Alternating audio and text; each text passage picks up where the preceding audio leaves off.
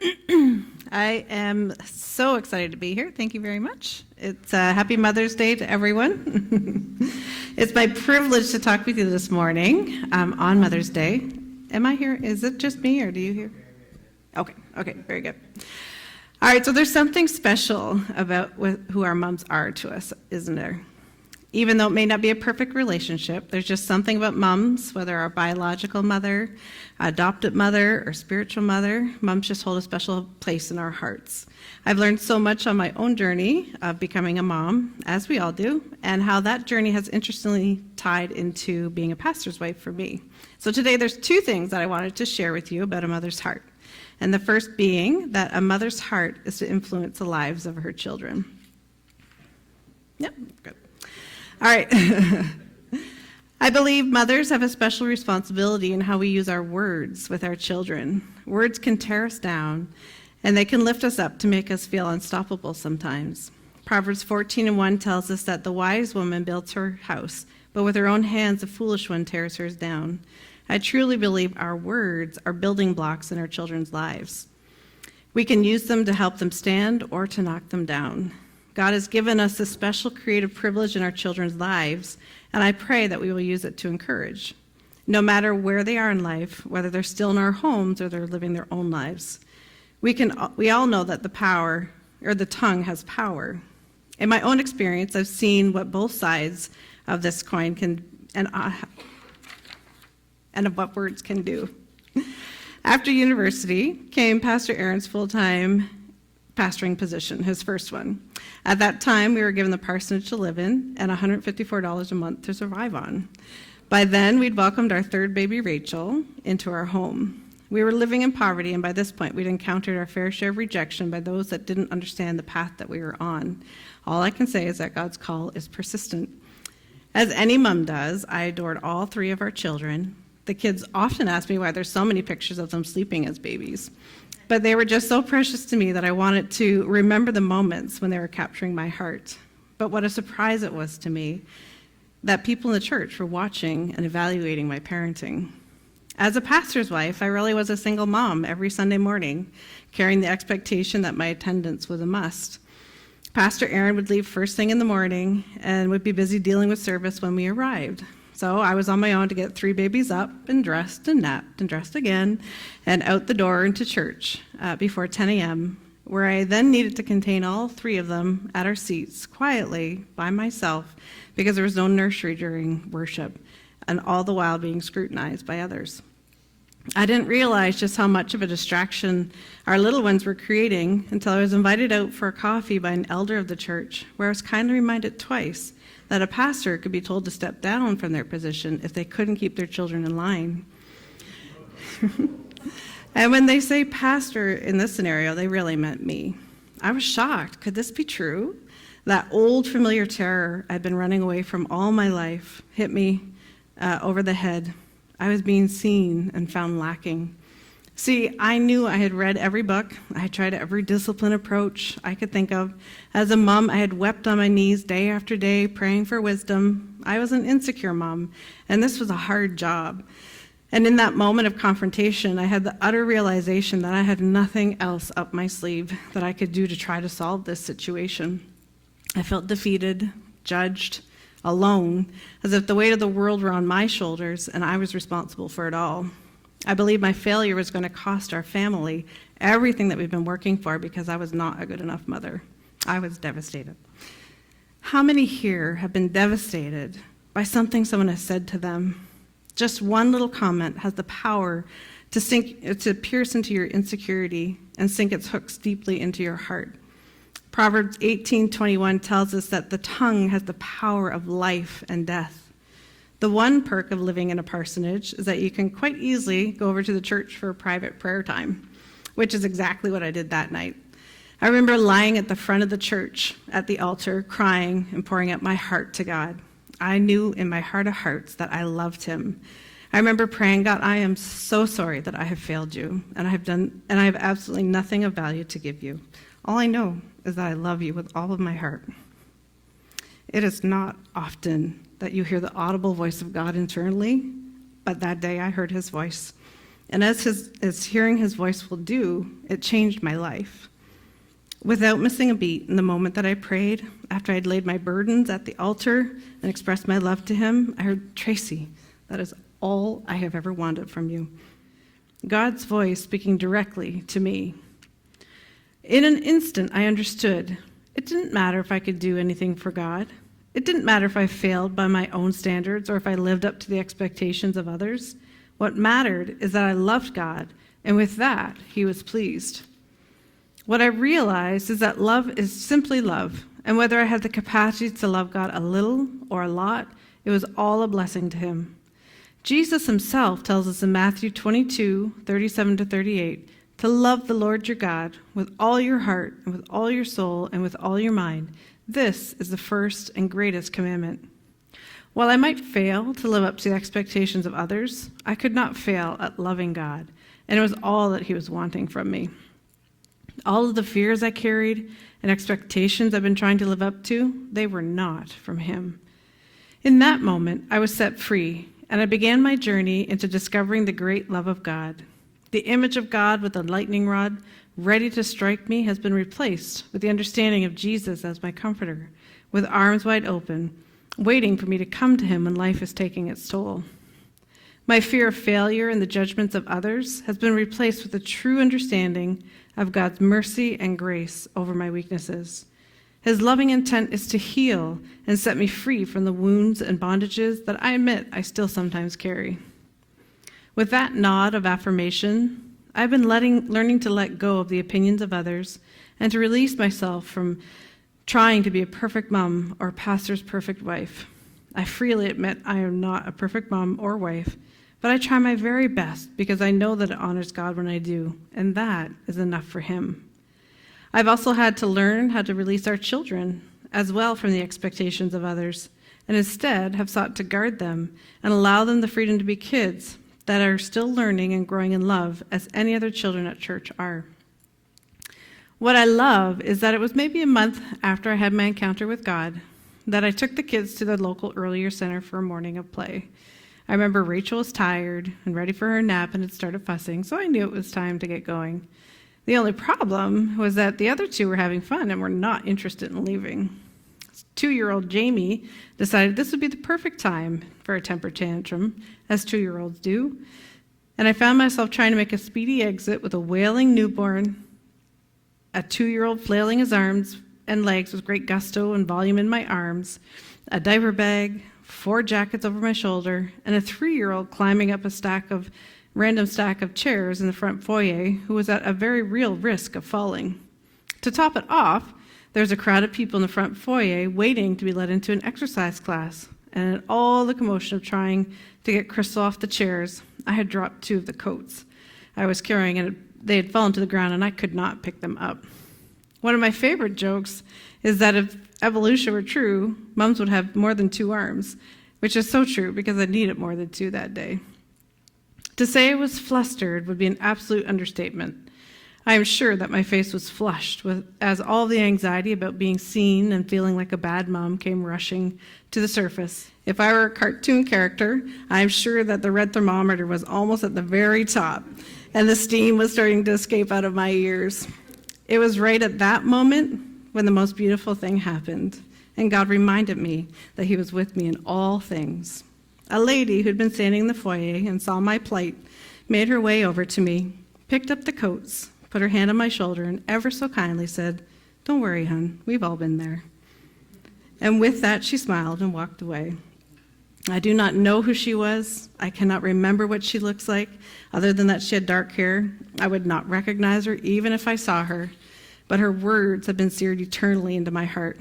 Don't worry, hon, we've all been there. In a most mortifying moment, I had been seen, but this time I had not been judged. And once again, one simple sentence changed the trajectory of my life. I understood that I can be seen even in my most embarrassing, defeating moments and not be judged, but rather I can be encouraged. It's as if I had not even considered that possibility. The tongue has the power of life and death, and those who love it will eat its fruits. Our words truly have the power of life and death. One person's words sunk me into believing I was a terrible mother. Another person's word breathed life into my moment of despair, and they freed me from the weight of insecurity I was carrying in the moment. It was such a simple gesture, but those words had the power of life attached to them, and my whole paradigm of understanding shifted. I could be seen, even when I felt defeated, and be encouraged. It is my prayer that we will use our words to breathe life and encouragement into one another. Little by little, our words are building blocks in our children's lives, to shape them, to mold them, to teach them God's ways and help them on their way in their own journey of faith. They look to us for acceptance, for a safe place to lean on when life is getting tough, to help them understand who they are and where their place in this world is as they prepare to spread their own wings. We have the choice as mothers to use our words to build our home into a home of joy and laughter, or to tear it down with criticism and judgment. I pray we would use this privilege wisely with our children, whether children in our own homes or those who may be young in faith, to teach them God's ways and to show and to grow in love each day. A mother's heart is to influence the lives of her children. A mother's heart is also to bring comfort. There seems to be this universal experience of when a child hurts themselves, they immediately run to their mother for that magical kiss that will make it all better. In truth, we know that a kiss doesn't really do anything to make it go away. It doesn't numb it or heal the wound. It's the mother's comfort that soothes the child. It's the expression of care coming from the person they love and look up to that makes it all better. What I'm learning as my children grow is that when they were little, it was the physical boo-boos they needed me to comfort for as they were learning how to walk and navigate their bodies. And as they grow, it's become emotional hurts they needed comfort for as they learn to navigate relationships in the world outside. How it hurt my heart to see them sad. In a flash, the mama's heart in me would respond if I saw someone being mean to my child or they were being left out. How I wanted to ease their suffering and make things right for them. There's just something about being a mom, and I don't mean to exclude men here. I'm sure it's a similar experience. I just personally can't speak to what the experience of being a father is. What I do know of being a parent is that it's something you never fully understand until you experience it. It's that parental love that exists deep inside that their children are never fully aware of until they become parents themselves. It's that swelling of affection in your heart when you look at your child. You see who they are. You know their weaknesses. You wonder who they will become. You hope for their happiness. You cheer for their successes. And as a parent, you hope they'll have strong relationships with their siblings, each of which you love very deeply. And even when they misbehave or they say or do hurtful things, that parental love remains. It's what propels you to care for and nurture them through thick and thin. We read about Mary's mama's heart for Jesus in Luke 2. So they, shepherds, hurried off and found Mary and Joseph and the baby who was lying in the manger. When they had seen him, they spread the word concerning what had been told about this child, and all who heard it were amazed at what the shepherds said to them. But Mary treasured up all these things and pondered them in her heart. When I read this, I just imagine what it must have been like for Mary. The shepherds were amazed by what they heard, but Mary treasured what she was told and pondered them in her heart, as all mamas do about their children. She would have had no clue what was truly coming as she held the little baby Jesus. No one could have. In Luke 2, Simeon gave Mary a prophetic word about Jesus' life and how she, as a mother, would be impacted on that day Jesus would die.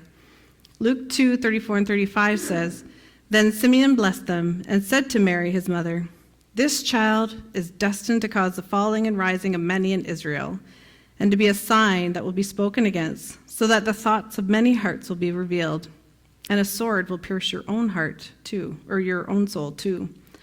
I can only imagine what that must have been like for Mary, with her mama's heart of love for Jesus, having to watch him suffer and die on the cross. And as he was pierced with a sword, it was as if she was pierced as well. That is truly the experience of a mother's heart. Your children's grief is your own grief. Their suffering, your suffering. Their joy, your joy. And what I found interesting is that God has placed that same mama's heart in me for the church. I don't know if there's others that might have that same experience, but I often think and ponder about how all of you are treasured and cherished children of the Most High God. how he longs for you, celebrates you, and how he wants to comfort you and take away your pain. I pray so often for the church that we would truly understand God's love and what he wants to do for us, the depth of his grace, the kindness he longs to pour out on you. We read in Luke 19 that as Jesus was riding into Jerusalem on a donkey during the Passover, that he wept for God's children. We can see here, as he went along, people spread their cloaks on the road. When he came near the place where the road goes down the Mount of Olives, the whole crowd of disciples began joyfully to praise God in loud voices for all the miracles they had seen. Blessed is the King who comes in the name of the Lord, peace in heaven and glory in the highest. Some of the Pharisees in the crowd said to Jesus, "Teacher, rebuke your disciples." "I tell you," he replied, "if they keep quiet, the stones will cry out." As he approached Jerusalem and saw the city, he wept over it and said, "If you, even you, had only known on this day what would bring you peace, but now it is hidden from your eyes." You would think that Jesus would have been enjoying his moment, that maybe he would have been caught up in the atmosphere of celebration, in what I'm sure his disciples would have considered his moment of triumph. But instead, Jesus wept over the sight of Jerusalem. He lamented, as every parent has, because he could see the sorrow that was coming for his children, and he longed to save them. They were far more important to him than his moment of being praised. The Father's heart was weeping for his children who could not see, and who he knew were missing out on his blessing. He didn't want his children to suffer. He still doesn't want his children to suffer. Sometimes I see upset in the church, and my mama's heart wishes I could heal the hurt, or I see judgment, and the mama bear in me wants to protect. My heart is filled with sadness when I see God's children walking away, knowing that in their hurt or offense, that they cannot see what would bring them peace. Or someone will share their story about how life has knocked them down, and my mama's heart just wants to embrace them and let them know that they're not alone. As we mature in our faith, we have the opportunity to be spiritual mothers and fathers to those that are young in faith. We are to comfort and care for one another and to be a reflection of God's love. For some, the comfort of your mother is a beautiful memory at this point. For others, maybe you never experienced it at all. No matter what your experience, I want to remind you that God's love is enough. Although, as Pastor Aaron mentioned, we call God our Father, it is both the father and the mother together that best represent God.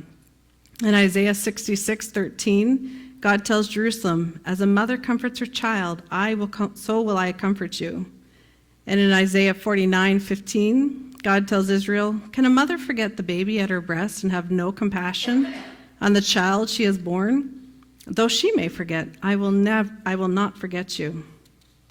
The good news of God's love is that even when we've been hurt by others, even when we've been hurt by the church, when we've been disappointed or betrayed, God is right there with us to comfort us, to bring us peace, and to heal the wounds that have been left behind. And while being healed is reward plenty enough, there's an even greater purpose in God's healing. God's prayer in Ephesians in chapter 3 reads, "For this reason I kneel before the Father, from whom every family in heaven and on earth derives its name. I pray that of his glorious riches he may strengthen you with power through his Spirit and in your inner being, so that Christ may dwell in your hearts through faith. And I pray that you, being rooted and established in love, may have power, together with all the Lord's people, to grasp how wide and long and high and deep is the love of Christ, and to know this love that surpasses knowledge, that you may be filled to the measure of all the fullness of God." What I have learned of God's love in this healing journey, as he has taken me on, is that no matter how broken I have felt, no matter how insecure or defeated I may have been, God's love is no match for it. His love has a way of ever so gently reaching in and wiping away the tears, of bringing comfort through the darkest of days. As we encounter God's love, as we begin to know what that is, we are filled with the fullness of who he is. What I've also learned is that it's my unforgiveness and the broken and insecure parts of my heart that block God's ability to carry God's love to its fullest. But as I enter in, as I give all those broken pieces to God and allow him to do the work of healing my heart, I'm being filled with his love in increasing measure so that it can pour out on everyone around me to bless them. This is not unique to me. It is God's intention to heal his precious children and fill our hearts so that we can be vessels of his love to overflow into the world around us. As mothers and spiritual mothers, we have the special privilege of helping our children and young ones in faith to understand what this love is. It is by this demonstration of love that people will know we are his disciples. John 13:35 tells us, "By this everyone will know that you are my disciples, if you love one another." And as God's children, we have the special privilege of knowing that God's love is greater than any hurt that we carry. If we are willing to listen, his word breathes life into our being, and his comfort can set us free. Come to me, all who are weary and heavy laden, and I will give you rest. And as we allow God the space to heal our hearts, we will be filled in ever-increasing measure with his love. Just want to invite the worship team up. I'll just say a prayer.